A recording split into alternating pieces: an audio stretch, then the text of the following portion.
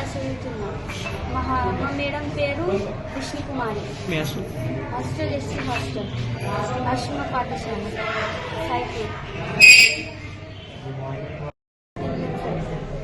మేడంకి చెప్తే ఏం రెస్పాన్స్ వస్తలేదు సార్. టీచర్ వాళ్ళు చెప్తే కూడా మేము చెప్తే కూడా ఏం పట్టించుకుంటలేదు సార్. రాత్రి కూడా తినలేను సార్.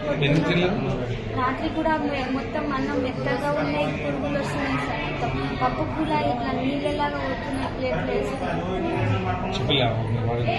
వారానికి చెప్తే ఏం, మేడంకి కూడా చెప్తే ఏం పట్టించుకుంటలేదు సార్. ఎన్నిసార్లు చెప్పినా మంచిగా చెప్పిస్తా అంటే కానీ ఏం చెప్పిస్తాం. ఎంతమందికి ఇబ్బంది? 15 మెంబర్స్కి ఏమైంది? కడుపులు నొప్పి, వామిటింగ్స్. ఇప్పుడు మీరు నలుగురు ఉన్నారు కదా, మిగతా లేడు? మిగతా వాళ్ళు టీచర్స్ వాళ్ళు వేరే హాస్పిటల్కి తీసుకెళ్ళారు. వేరే హాస్పిటల్ తీసుకొచ్చారు. నర్స్ మేడం టీచర్ తీసుకొచ్చింది. ఏడు టీచర్స్ ఇంకా హాస్టల్లో వేరే పిల్లలకి అయిందని తీసుకోవడానికి వెళ్ళింది. ఇప్పుడు మొత్తం ఎంతమంది పిల్లలకు? 15 మెంబర్స్.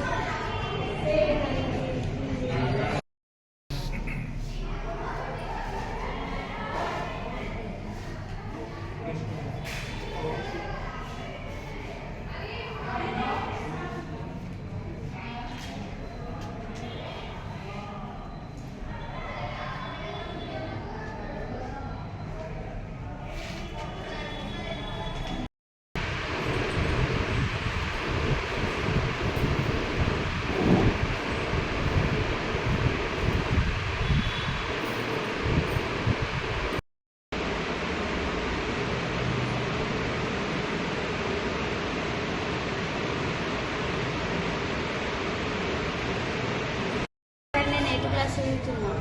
మా మేడం పేరు విష్ణుకుమారి. హాస్టల్ ఎస్సీ హాస్టల్, ఆశ్రమ పాఠశాల, సాయిపూర్. మేడంకి చెప్తే ఏం రెస్పాన్స్ వస్తలేదు సార్. టీచర్ వాళ్ళు చెప్తే కూడా మేము చెప్తే కూడా ఏం పట్టించుకుంటలేదు సార్. రాత్రి కూడా తినలేను సార్.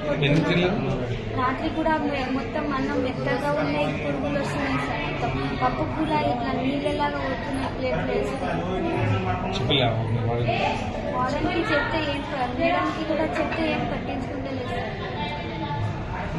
ఎన్నిసార్లు చెప్పినా మంచిగా చెప్పిస్తా అంటే కానీ ఏం చెప్పిస్తాం. ఎంతమందికి ఇబ్బంది?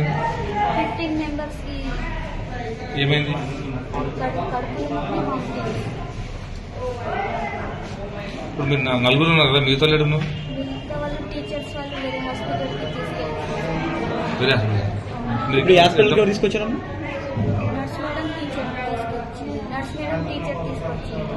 ఏడు టీచర్స్ ఇంకా హాస్టల్లో వేరే పిల్లలకి అయిందని తీసుకోవడానికి వెళ్ళింది. ఇప్పుడు మొత్తం ఎంతమంది పిల్లలకు? 15 మెంబర్స్.